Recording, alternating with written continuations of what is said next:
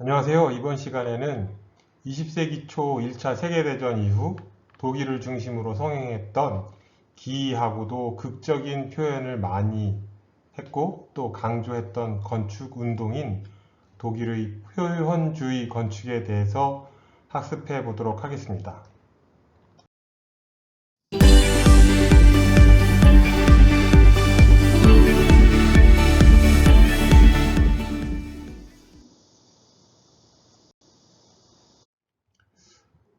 이 독일의 표현주의 건축은요, 뭐라 그럴까, 추상적이면서도 형태 위주의 건축을 의미한다고 말할 수 있겠습니다. 그러면서도 가끔, 종종, 그러니까 인간의 정서적이고 윤리적인 면을 강조하는 경우도 있었다.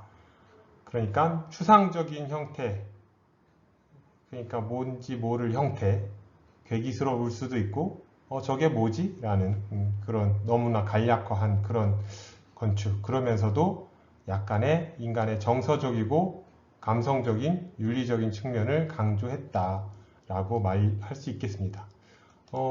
풍자적이고 염세적인 표현을 통해서 과거에는 자주 사용하지 않았던 자유스러운 자유곡선, 그리고 부등변 삼각형, 사각형, 반원 이런 형태를 가지고 사용했고요. 이러다 보니 불안정하고 동적인 느낌을 강조하게 되었습니다. 이것이 다 전쟁으로 인해서 혼란스럽고 불안한 독일의 사회적 현실을 대항해서 새로운 사회를 동경하는 독일인들의 마음, 독일인들을 움직이기 위해서 이렇게 표현됐다고 할 수 있겠고요. 그러다 보니 그 당시에 상당히 인기가 많았고 인기만큼 실용성이 뛰어나지는 못했던 걸 볼 수 있습니다. 그래서 후에 이게 그러한 건축적 특성, 건축은 아무래도 합리적인 게 주가 돼야 되다 보니까 그런 특성 때문에 다른 예술 사조보다 그렇게 현저히 발전을 거두지 못한 면도 없잖아 있습니다. 어쨌든 이 표현주의 대표 건축가를 알아볼 텐데요. 독일의 건축가인 브루노 타우트, 지금 보시는 옆에 유리의 집과 이 집을 통해서 이제 뭐랄까 굉장히 표현주의적 경향이 강한 것을 볼 수 있는데요. 이게 유리의 집이 1914년에 설계된 그런 작품입니다. 내부에 들어가 보시면 이렇게 원통형으로 생겨서 원형 계단, 그리고 사방이 이렇게 유리 블록으로 감싸 있어서 그 당시 벽으로 콘크리트로 되어 있던 거와 달리 이렇게 신선한 유리 블록을 통해서 아무래도 빛이 유입될 테니까 신선한 공감각을 표현하려고 한 것을 볼 수 있습니다. 또한 프리즘 유리, 우리 초등학교 과학 시간에 프리즘으로 이렇게 빛이 비추면 무지갯빛이 쫙 나오는 거 보셨죠? 이게 프리즘 유리를 통해서 생성된 무지개 빛, 이런 색채의 공간 연출을 통해서 미래 건축 공간의 매력을 실험적으로 보여주었다라고 말할 수 있겠습니다. 이로써 새로운 건축 재료가 가져올 다양한 공간의 가능성을 세상에 보여준 사례라고 말할 수 있겠습니다. 평면을 보시면 이렇게 진입을 해서 이렇게 자유로운 곡선 그리고 계단을 사용해서 표현된 공간을 볼 수 있는데요. 이게 과연 무슨 용도로 사용하는 거지 할 정도로 이렇게 앞서 보셨던 사진과 같이 실용성과는 살짝 거리가 있어 보이고 또 실험적 공간 표현과 낭만적 동선 구성을 통해서 패전국 독일이 꿈꿔오던 그들의 이상 세계를 표현하지 않았나 생각이 됩니다. 다음 두 번째로 표현파 건축의 선구자라고 불리우고 있는 한스 펠치니입니다. 그 당시 건축 작품들이 상당히 기념비적이고 무거운 표현을 많이 했는데요. 하지만 그 한스 펠치니의 건축에는 비상한 상상력과 함께 창의력으로 무거움 속에서도 낭만적인 요소를 볼 수 있었고 거기에서 재미를 느낄 수 있었습니다. 그러다 보니 오늘날 다시금 주목받고 있는 건축가라고 할 수 있겠습니다. 지금 보이시는 것도 공장 건물인데요. 이렇게 계단식으로 만들어서 뭔가 재미를 주려고 했고, 또 창문들을 반원형으로 이렇게 뚫은 것이 있는가 하면 이렇게 뭐 아무튼 뭔가 블록 쌓기처럼 이렇게 재미있는 형태를 표현한 것을 볼 수 있습니다. 또 극장 로비의 기둥입니다. 극장 로비 기둥과 천정 디자인을 보면 이렇게 우아한 곡선의 아치를 사용을 했고, 또 그와 함께 마치 빛이 피어오르는 듯한 모양의 기둥을 통해서 공간 연출을 하고 있는 것을 볼 수 있습니다. 흡사 그리스 시대 신전의 기둥 같기도 한데, 그 기둥에 이런 울퉁불퉁했던 입체를 표현하기 위한 골진 모양의 마치 연꽃 또는 구름, 꽃이 피어나듯이 이렇게 피어 올라와서 또 조명의 효과를 빌어서 공간을 간접광으로 이렇게 비추면서 은은함 공간을 표현한 것을 볼 수 있습니다. 또 5,000명을 수용할 수 있는 이 대극장 내부의 기둥은 마치 종유석, 석회암 동굴에 종유석이 뚝뚝 떨어져서 만들어진 것 같은 공간의 역사를 만든다고 할까요? 마치 내가 동굴 속에 들어와 있는 듯한 환상적인 효과를 연출한 것을 볼 수 있습니다. 그래서 뭐 얼마나 오래됐는지는 모르겠지만 이 역사적인 공간에서 또 유서 깊은 공간에서 내가 극장, 오페라를 보고 있구나 하는 듯한 착각을 불러일으킬 정도로 동굴 속 느낌을 표현한 작품입니다.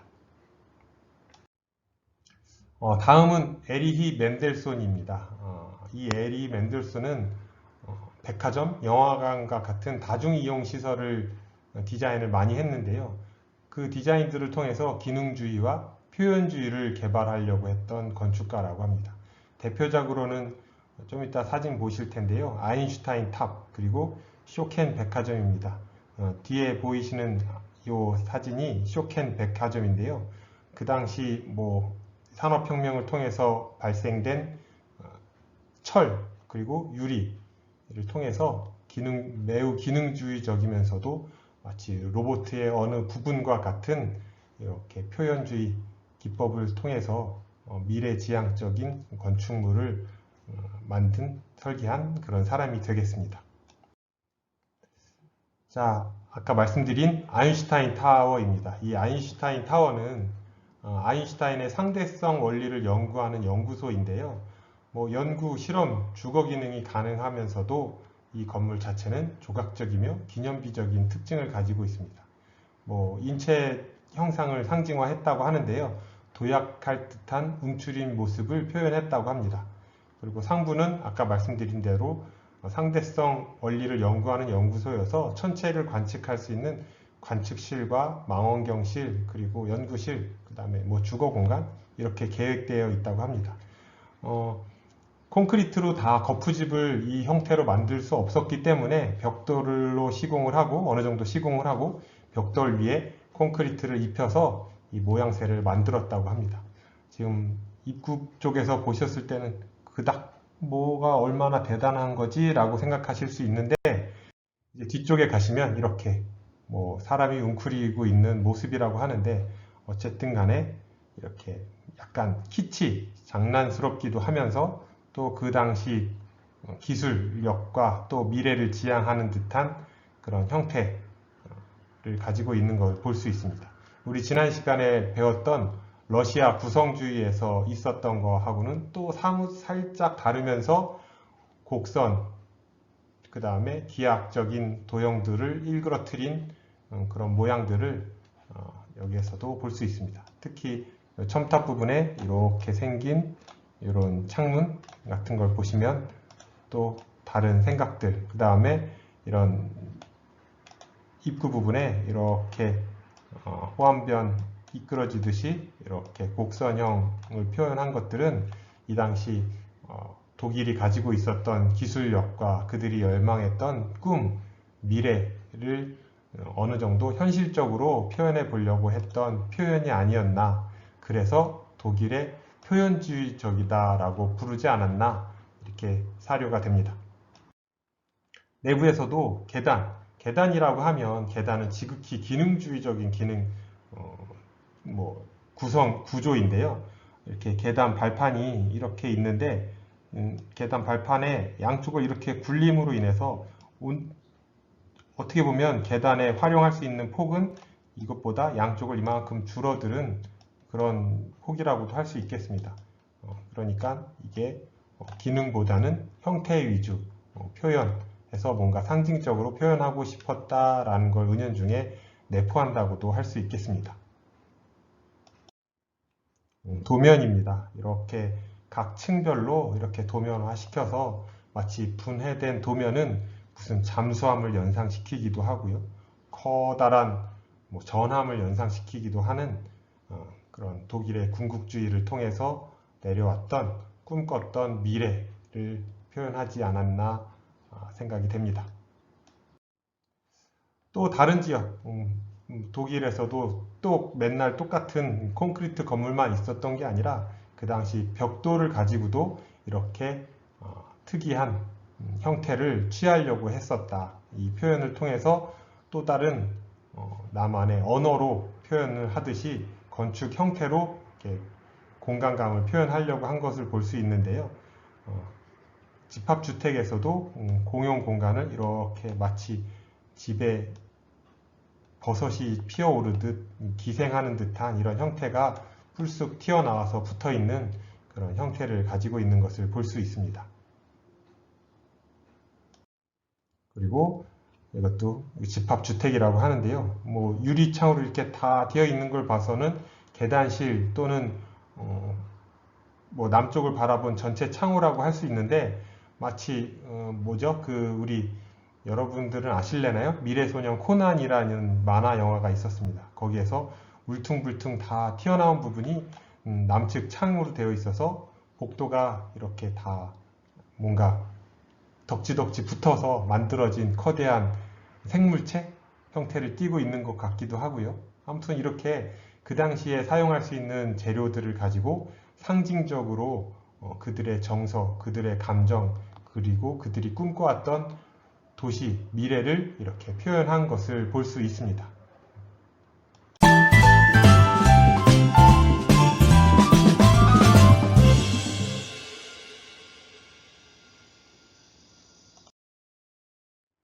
다시 한번 정리하자면 독일의 표현주의 건축의 이념적 특징은 첫 번째, 유토피아의 추구라고 정리할 수 있겠습니다. 자기도취나 현실도피 경향으로 미래를 동경하는 다양한 스케치와 글, 그리고 건축가들은 그걸 공간으로 표현하려고 하는, 형태로 표현하려고 하는 것을 엿볼 수 있었다. 두 번째로 수공예적인 전통, 수공예 기술로 과거로부터 내려왔던 수공예 기술을 바탕으로 예술과 통합시키고자 하였으며 자연 발전적 건축 사상의 영향으로 인해서 무한한 변화와 발전 가능성을 공간으로 실현해서 보여주고 있다고 하겠습니다. 세 번째로 공감각적인 공간 표현입니다. 장소의 기억과 역사가 건축 형태에 투영돼서 시간과 공간을 조화시킨 것을 볼 수 있습니다. 시간을 공간과 조화시킨다고 하는 것은 공간 속에 빛을 들여서 빛의 이동에 따라서 공간의 변화가 있다라고 정리할 수 있겠는데요. 어쨌든 이런 시간에 따른 공간 변화를 통해서 사용자는 그 안에서 공간감의 변화를 느낄 수 있는 새로운 공간을 창출했다라고 정리할 수 있겠습니다. 그리고 마지막으로 다 느끼셨겠지만 기념비적인 형태, 역동성과 기능의 조화를 통해서 아이덴티티, 그 다음에 정보, 그 다음에 본인이 보여주고자 하고 싶은 정체성을 이 기념비적인 형태로 표현했다라고 정리할 수 있겠습니다. 네, 이것으로 표현주의 건축에 대해서 살펴봤습니다. 안녕, 감사합니다.